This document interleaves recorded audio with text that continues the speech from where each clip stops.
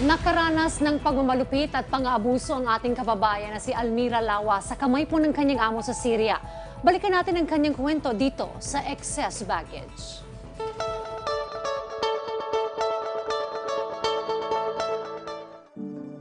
Sa October 27, 2020 episode ng Excess Baggage The OFW Stories ay nanawagan ng tulong si Mang Ricky Lawa, ama ni Almira Halaidi Lawa, na tulungang makauwi ang anak sa Pilipinas na 2 taon nang nananatili sa bansang Syria.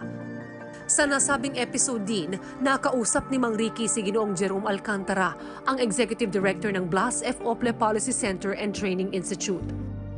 Bukod sa naloko siya ng kanyang agency na nagpapunta sa kanya sa Syria, ay labis din siyang pinagmamalupitan ng kanyang amo at hindi man lang siya pinapasahod. Dahil sa mga nakarating sa kanyang sumbong live, ipinangako ni Ginoong Alcantara ng Blas F. Ople Policy Center and Training Institute na agad silang makikipag-ugnayan sa DFA Migrant Workers Affairs at sa Embahada ng Pilipinas sa Syria upang malaman ang tunay na nangyari kay Almira nang sa gayon ay mas mapabilis ang pagpapauwi nito. Dagdag pa ni Ginoong Alcantara, kung sakaling mapagtagumpayan nila ang pagpapauwi kay Almira, ay sunod naman nilang pagtutuunan ng pansin ang kasong isasampa sa Illegal Recruitment Agency at sa employer na nagmalupit kay Almira. Samantala, sa naging huling update kay Mang Ricky, ay napag-alaman namin na may iniindang sakit si Almira dahil sa sobrang lamig ng panahon sa Syria at pinayuhan siya ng doktor na kailangan na niyang makauwi ng Pilipinas upang maipagamot ito. Iyan ang babalikan at bibigyan ng kasagutan ng inyong Excess Baggage The OFW Stories. Sa punto pong ito ay makakapanayan po natin muling ama ni Almira na si Tatay Ricky. Tatay Ricky, magandang umaga po sa inyo. Magandang umaga rin po, ma'am. Alright, si Diane Kirar po ito with Aljo Bendijo. Tatay Ricky, ano po ang nangyari hanggang ngayon po ba ay wala pa rin po bang aksyon sa inyong panawagan na matulungan po ang inyong anak na si Almira? Opo, ma'am, yun huling text niya sa akin itong nagdaang araw. Yung po nga mga hiling niya, ma'am, na sana po mabigyan po siya ng maagang repatriation po, ma'am. Dahil po, ma'am, yung sa inidan niyang sakit. At ngayon po, ma'am, medyo po, napiktan kasi sa sobrang lamig daw, ma'am, yun na sumusumpong yung sakit niya, ma'am. Kasi yun nga po ang inaalala namin, ma'am, sana ngayon po, ma'am, na mabigyan rin po siya ng maagang repatriation para po siya makauwi, ma'am. Okay, Ricky, mamaya-maya makakasama natin yung OWA para may tanong mo ang problema ng anak ninyo. So far, at pinaka-latest ba, nakausap nyo na si yung anak ninyo, Ricky?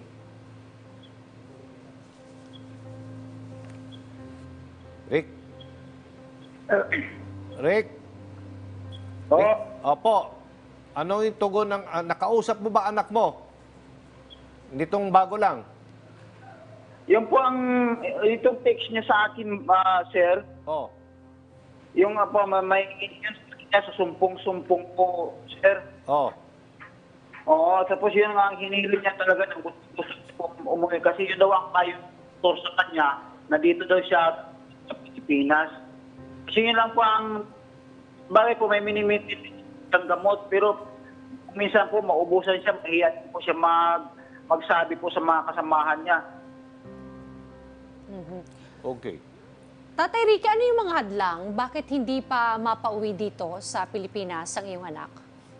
Yun din po ang isa po sa mga katanungan ko, ma'am, kung bakit po hanggang ngayon, bakit hindi po siya mabigyan pa ng repatriation para makauwi. Kasi yun sabi niya po sa akin, tapos na daw yung kaso, ang iniintay na lang daw po, yung exit visa niya patitigit na. Ewan ko, ma'am, kung po ba yun po, ma'am, hindi. Okay. Sige.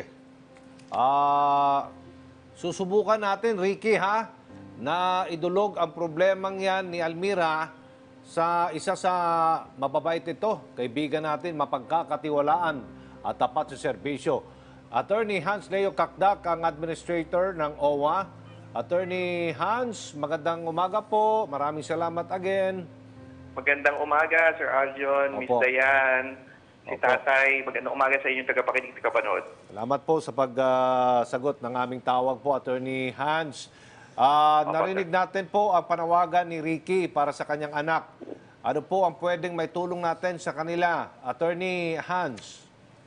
Opo, ang matter na ito, as nabanggit nga kanina, dahil undocumented siya, no, at wala tayong Okay. Philippine Labor Office sa Damascus, Syria, ay idudulog po natin sa DFA.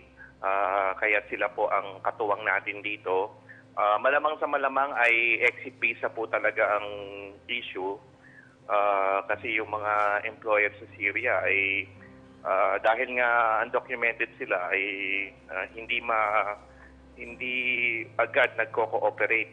Kaya kailangan talagang magkaroon tayo ng koordinasyon.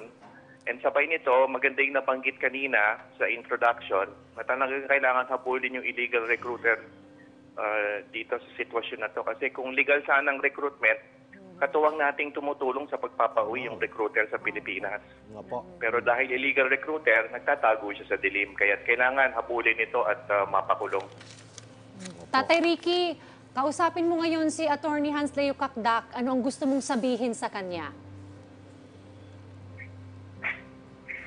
Po, Rick, Tatay, gandang umaga po.